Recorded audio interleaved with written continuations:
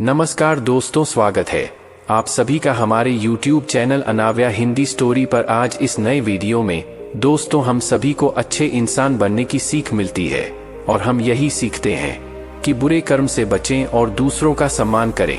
लेकिन कई बार हम यह भूल जाते हैं कि कभी कभी हमारी अच्छाई का गलत फायदा भी उठाया जा सकता है। अच्छा इंसान किसे पसंद नहीं आता, बचपन से ही हमें सिखाया जाता है कि अच्छा इंसान बनो, अच्छे कर्म करो, किसी का गलत फायदा न उठाओ। लेकिन यह सिखाया नहीं जाता कि जब हम पर कुछ लोगों द्वारा अन्याय किया जाता है तो हमें कैसे रहना चाहिए।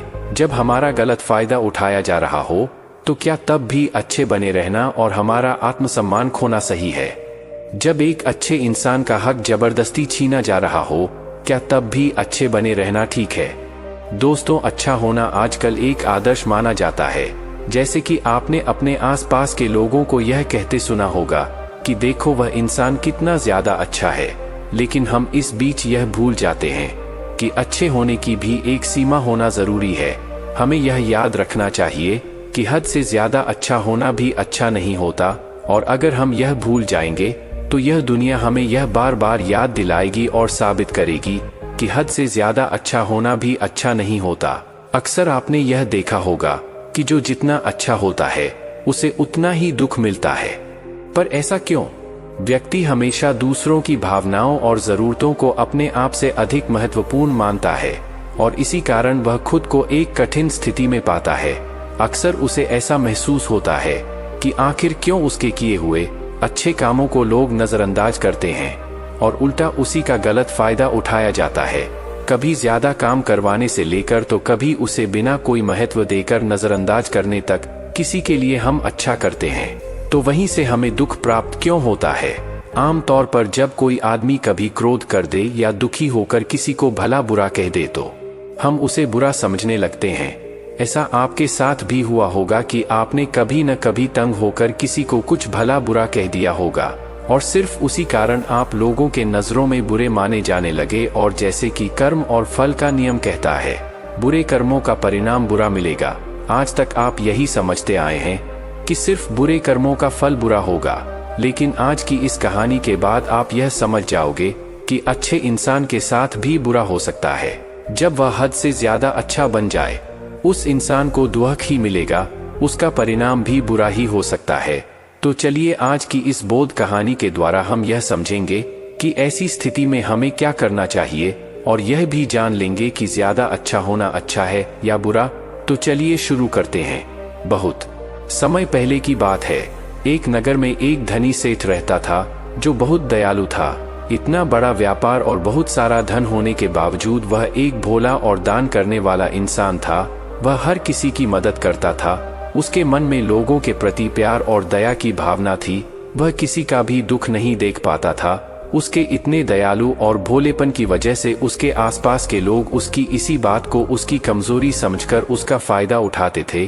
कुछ लोग उस सेठ के सामने झूठ मूठ का रोना रोकर उससे पैसे उधार ले जाते थे। सेठ अमीर तो था ही और ऊपर से दयालु भी। जब वह सेठ उन लोगों की दुखी हालत देखता और उनकी परेशानियां सुनता तो उसका मन भर आता। और जब वह लोग उससे कहते हैं कि मुझे थोड़ा धन उधार चाहिए या तुम मेरी मदद करोगे, मैं तुम्हारा यह एहसान कभी नहीं भूलूंगा, तो वह मना नहीं कर पाता। वह सोचकर धन दे देता कि अभी इसका बुरा वक्त चल रहा है, इसको मेरी मदद की जरूरत है, बाद में यह पैसे लौटा देगा। धीरे धीरे वक्त गुजरता गया। लोग उस सेठ के आगे बिना बात का रोना रोते और उसका धन ले जाते और कभी वापस नहीं करते। सेठ भी कभी धन वापस नहीं मांगता था। उसको लगता था कि जब इसका बुरा वक्त गुजर जाएगा तो धन वापस कर देगा। लेकिन कहते हैं ना कि हर सुबह के बाद रात होती है, हर सुख के बाद दुख आता है और दुख के बाद सुख आता है। ठीक उसी तरह उस सेठ के साथ भी हुआ। कुछ सालों बाद उसके पास धन कम होने की वजह से उसके व्यापार में माल भरने के पैसे कम होने लगे और इसकी वजह से उसकी दुकान पर अब ग्राहक भी कम होने लगे, क्योंकि जो सामान उन ग्राहकों को चाहिए था वह सामान उस व्यापारी के पास खत्म होने लगा था और उस सामान को लाने के लिए अब उसके पास इतना धन भी नहीं था। धीरे धीरे सेठ का धन समाप्त हो गया। एक समय था जब वह सेठ अपने नगर के अमीर लोगों में आता था पर आज उसके पास पैसे नहीं थे, ऊपर से ढेर सारा कर्ज उसे बाजार से लेना पड़ा। उसे समझ नहीं आ रहा था कि वह क्या करे।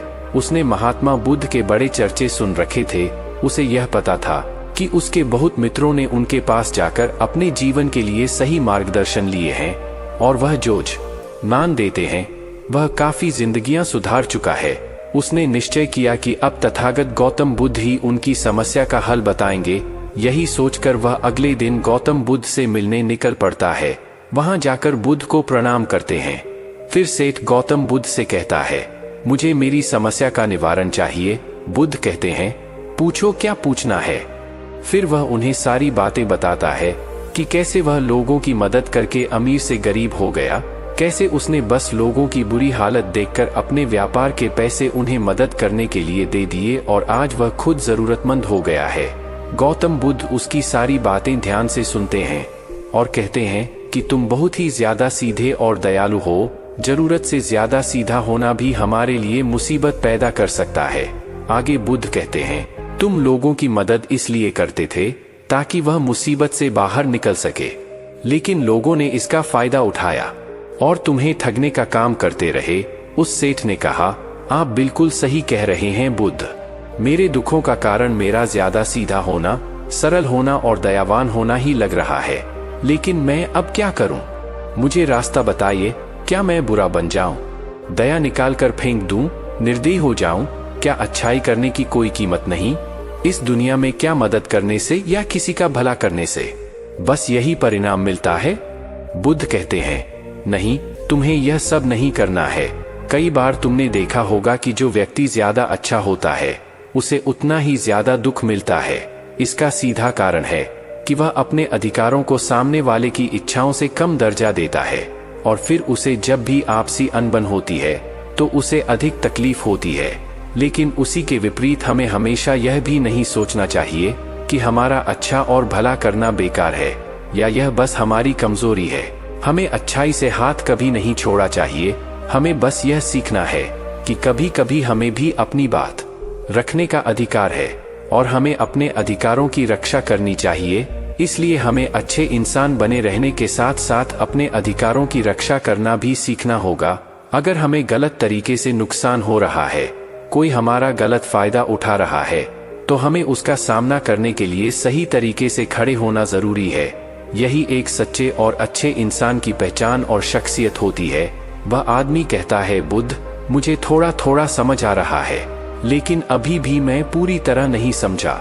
इस पर बुद्ध कहते हैं, चलो मैं तुम्हें एक कहानी सुनाता हूँ, उसके बाद तुम्हें समझ आ जाएगा कि तुम्हें क्या करना है और क्या नहीं करना है। बहुत समय पहले की बात है। एक जंगल में एक भेड़ रहती थी। उस भेड़ ने एक बच्चे को जन्म दिया। वह मेमना बहुत ही सुंदर था। उसके शरीर पर बहुत ही चमकदार घने बाल थे। वह बहुत ही सुंदर लगता था। भेड़ भी अपने से बहुत प्रेम करती थी और उसका बहुत अच्छे से देखभाल भी करती थी। भेड़ अपने बेटे को अच्छी अच्छी बातें सिखाती, उसे अच्छे संस्कार देती। उस भेड़ की इच्छा थी कि उसका बेटा बड़ा होकर खूब नाम रोशन करे, लेकिन भेड़ के ज्यादा लाड़ प्यार के कारण मेमना बिगड़ता जा रहा था। उसकी माँ उसे अच्छी शिक्षा देती थी, उसे अच्छे से रखती थी, दिन रात उसका पूरा ख्याल रखती थी, लेकिन मेमना दिन प्रतिदिन शैतान और जिद्दी होता चला गया। वह अपनी माँ की किसी भी बात को ध्यान से नहीं सुनता और न ही किसी बात पर ध्यान देता। उसे हर पल ऐसा ही लगता कि मेरी माँ मेरा इतना ख्याल रखती है, और इसी कारण वह खुद की जिम्मेदारी नहीं लेता था। यह सोचकर कि उसकी माँ उसे किसी भी संकट से निकाल लेगी, वह धीरे धीरे गैर जिम्मेदार होता जा रहा था। और अब उस भेड़ का लाड़ और प्यार उसी के मेमने के अच्छे और जिम्मेदार बनने में रुकावट बन गई थी। फिर एक दिन वह मेमना घूमता घूमता पास के जंगल में जा पहुंचा। वह मेमना पहली बार जंगल में गया था। उसे पहली बार जंगल में जाने का मौका मिला था। वह जंगल की सुंदरता को देखकर चकित रह गया। उसने कभी इतनी सुंदर चीज नहीं देखी थी। इतनी सुंदर पौधे, रंग बिरंगे फूलों को देखकर बहुत ही प्रशंसा हुई। उसे यह सब देखकर बहुत अच्छा लगा। फिर उसने झांकियों की कुछ पत्तियां खाई। जैसे ही उसने पेट भरने के लिए पेड़ों की पत्तियां खाई, उसको वह पत्तियां बहुत ही स्वादिष्ट लगी। अब तो वह मेमना रोज जंगल में जाने लगा और वहां जाकर पेड़ पौधों को नुकसान पहुंचा रहा था। उसने उनकी पत्तियां तोड़ी, उनके फूलों को नोचा, फूलों को खाया और कुछ को तोड़कर जमीन पर डाल दिया। उसमें मेमने को इस बात की बिल्कुल भी परवाह नहीं थी कि वह क्या कर रहा है। उसको इस बात का पता ही नहीं था कि जंगल में कोई खतरा भी है। वह तो मस्तमौला होकर जंगल में उछल कूद कर रहा था और पौधों को बहुत नुकसान पहुंचा रहा था। लेकिन जब उस मेमने की माँ को यानी उस भेड़ को इस बारे में पता चला कि मेमना हर रोज जंगल जाता है, तो वह घबरा गई और मेमने को अपने पास बुलाकर समझाने लगी कि तुम जंगल में मत जाओ, वहां पर बहुत सारे जानवर है, तुम्हारे ऊपर हमला कर देंगे, तुम्हें खा जाएंगे। लेकिन माँ की बात का उस पर कोई असर नहीं हुआ, बल्कि वह मेमना अपने माता से कहने लगा कि माँ, जो भी मेरे सामने आएगा वह मुझसे जमकर मार खाएगा, फिर वह बहुत पछताएगा। इसके बाद मेमना फिर से जंगल की तरफ भाग गया। उसे अपनी माता की कही बातें झूठी लगने लगी। हर रोज की तरह उस दिन भी वह उछल कूद करने लगा। और पेड़ पौधों होने का मतलब यह नहीं है कि मैं किसी कमजोर प्राणी पर शक्ति का प्रयोग करूं। वह शेर उस जंगल में घूमने लगा। घूमते घूमते है वहां पर पहुंचा जहां पर वह नासमझ मेमना शैतानी कर रहा था। शेर ने उस मेमने को देखकर आश्चर्य में पड़ गया। शेर ने सोचा कि इस मेमने को किसी खूंखार जानवर का डर क्यों नहीं है। यह कैसे पेड़ पौधों की पत्तियां बिना काम के ही नोच रहा है या इनको खत्म कर रहा है और उन पत्तियों को खा कम बल्कि बिगाड़ ज्यादा रहा है। उसके बाद वह शेर कुछ देर तक चुपचाप खड़ा होकर उसको देखता रहा और शेर सोचता है कि मेमना कुछ ही देर में मुझे देखकर यहाँ से भाग जाएगा और उसके डर के भाग जाने से मुझे बल का प्रयोग नहीं करना पड़ेगा। लेकिन ऐसा नहीं हुआ। शेर बहुत देर तक खड़ा रहा और वहीं इंतजार करने लगा कि मेमना यहाँ से कब जाएगा। लेकिन मेमना तो भोजन करने में व्यस्त था। उसे शेर का कोई ख्याल नहीं था। मजे से पेड़ पौधे की पत्तियां नोच रहा था, उन्हें खा रहा था, सब कुछ बेकार कर रहा था। जब शेर ने देखा कि मेमना उसे देखने के बाद भी वहां से नहीं जा रहा, तो खुद वह मेमने के पास जाता है और वहां जाकर बोला, सुनो बच्चे, इस जंगल में फूल पत्तियों को नुकसान पहुंचा रहे हो। उन्हें जितना जरूरी है तुम्हारे भोजन के लिए बस उतने ही तोड़ो। तुम बहुत फूल पत्तियां यूं ही नष्ट कर रहे हो। अगर तुम इन पेड़ पौधों को, इन फूल पत्तियों को नुकसान पहुंचा दोगे तो तुम अच्छे बच्चे कैसे बनोगे। अच्छे बच्चे कभी भी इस तरह जंगल में आकर पेड़ पौधों को नुकसान नहीं पहुंचाने लगते हैं। तुम्हारी माँ ने तुम्हें अच्छा बच्चा नहीं बनाया। शेर की बातें सुनकर वह घमंड से बोलता है, तुम्हें अच्छे बच्चे बने रहना है, तुम बने रहो। मैं तो जैसा हूँ वैसा ही ठीक हूँ, मैं वैसे ही रहूंगा जैसे मुझे रहना है। शेर हैरान हो जाता है, लेकिन फिर शेर उसे मेमने को बच्चा समझकर माफ कर देता है, क्योंकि शेर नहीं चाहता था उसे बच्चे पर हमला करना पड़े। तुम खतरनाक तो कहीं से नजर नहीं आते, चले जाओ यहाँ से, बड़े खतरनाक। तुम मेरा दिमाग ज्यादा खराब मत करो, चले जाओ यहाँ से, अपना रास्ता नाप लो और मुझे इन फूल पत्तियों को खाने दो। यह कहकर वह घमंडी मेमना पत्तियां खाता हुआ आगे चला गया और शेर उसे बस हैरानी से देखता रह गया। तभी वहां पास में ही झाड़ियों के पीछे एक लोमड़ी छुपी हुई थी। वह लोमड़ी शेर और मेमने की सारी बातें सुन रही थी। उस लोमड़ी को शेर राजा की इस तरह बेइज्जती बर्दाश्त नहीं हुई, तो वहां से झाड़ियों से निकलकर शेर के पास आ पहुंची और शेर के पास आकर बोली, क्षमा कीजिएगा महाराज, आप तो इस जंगल के महाराज हैं, इतने बलशाली है, आप चाहे तो इस मेमने को 2 मिनट में मजा चखा सकते हैं और उसे आपका अपमान करने से रोक सकते थे, फिर आपने कुछ भी क्यों नहीं किया।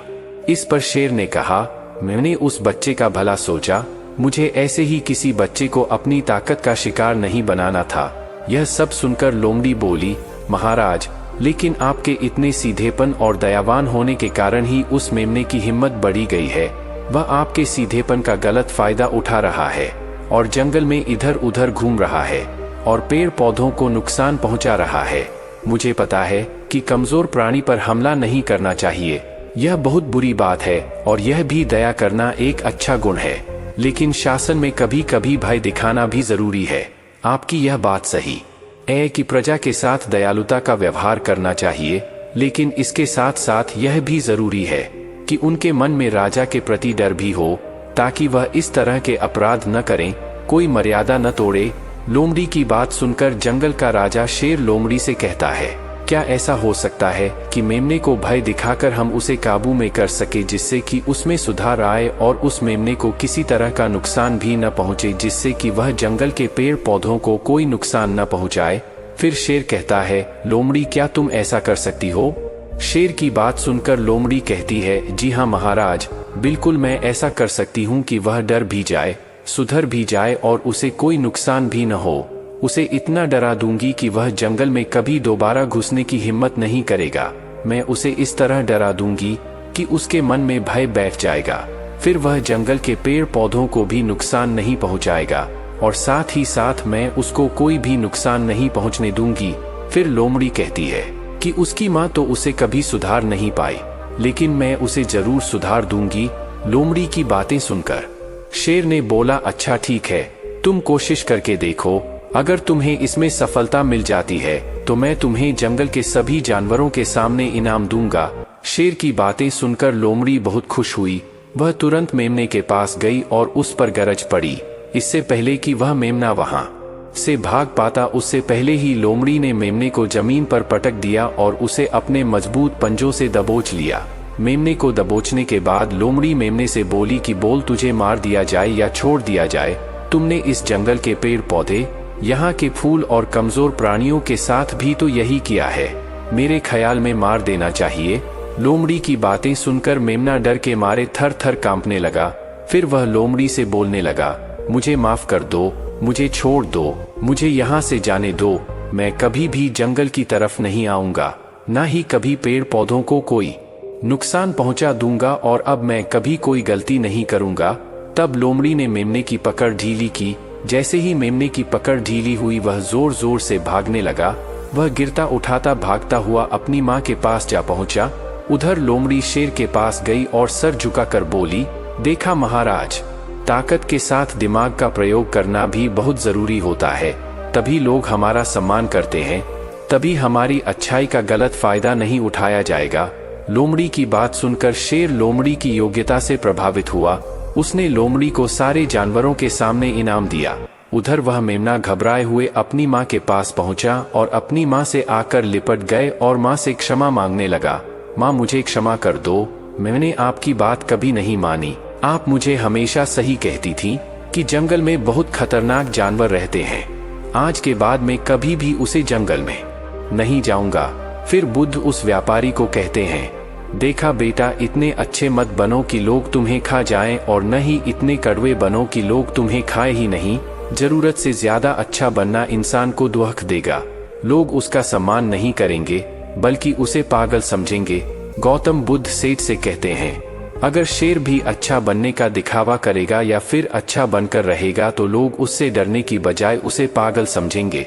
सेठ को समझते हुए बुद्ध बोले, अगर हम ज्यादा अच्छे बनकर पेश आते हैं तो लोग हमारी अच्छाई का फायदा उठाने लगता है।